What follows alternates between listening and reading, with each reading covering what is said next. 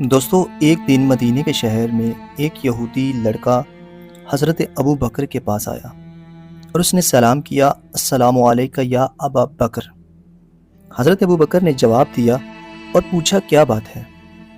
لڑکے نے جواب دیا کہ میرا والد فوت ہو گیا، بڑا مالدار تھا، مرنے سے قبل اس کی زبان بند ہو گئی، اس نے اپنا تمام مال کہیں دفن کر رکھا تھا، وہ بتا نہ سکا۔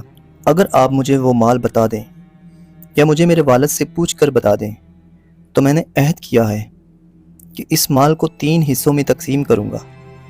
ایک حصہ آپ کا ذاتی ملکیت ہوگا اور دوسرا حصہ اپنے لیے رکھوں گا اور تیسرا حصہ بیت المال میں جمع کرواؤں گا۔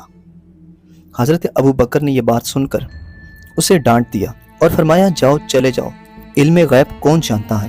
وہ لڑکا حضرت عمر کے پاس آیا اور تمام واقعہ سنایا۔ حضرت عمر نے بھی اسے ڈانٹ دیا اور فرمایا علم غیب کی خبریں ہم نہیں جانتے۔ پھر وہ لڑکا امیر المومنین علی ابن ابی طالب علیہ السلام کے پاس آیا۔ اس وقت امیر المومنین مسجد میں بیٹھے تھے۔ لڑکے نے آ کر کہا السلام علیکہ یا امیر المومنین، پھر اپنی تمام داستان سنائی۔ حضرت عمر نے کہا لڑکے، کل تو نے ابو بکر کو امیر المومنین نہیں کہا اور نہ خلیفہ رسول کہہ کر سلام کیا، آج علی علیہ السلام کو امیر المومنین کہہ کر سلام کر رہا ہے۔ لڑکے نے کہا یہودی ہونا اور بات ہے، لیکن میں نے حیات رسول میں ہر مسلمان سے یہی سنا تھا کہ علی ہی امیر المومنین ہے، اور میں نے یہ بھی مسلمانوں سے سنا ہے کہ ہمارے نبی نے علی ابن ابی طالب کو امیر المومنین کا لقب دیا ہے۔ جہاں تک خلیفہ رسول ہونے کا تعلق ہے تو وہ بھی مسلمانوں نے ہمیں بتایا تھا کہ رسول اللہ نے اپنی طرف سے علی ابن ابی طالب علیہ السلام کو خلیفہ بنایا تھا۔ میں تو ایک یہودی ہوں، جو کچھ مسلمانوں سے سنا ہے اسی کے مطابق عمل کیا۔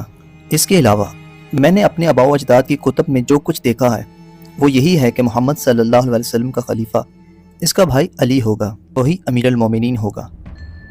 مولا علی علیہ السلام نے فرمایا ان باتوں کو چھوڑو، یہ بتاؤ جو کہہ رہے ہو کیا اس کو پورا کرو گے؟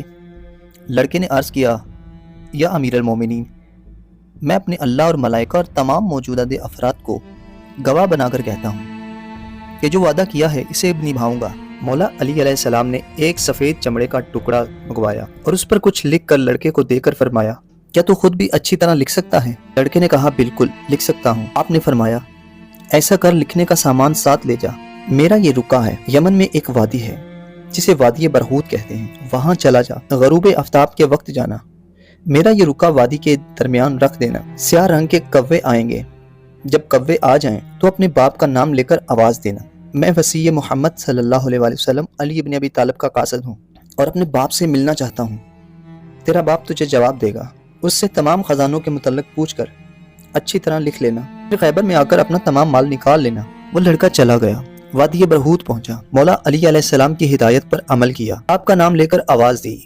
ایک طرف سے جواب ملا ارے بیٹے تو ادھر کہاں، یہ تو جہنمیوں کی وادی ہے۔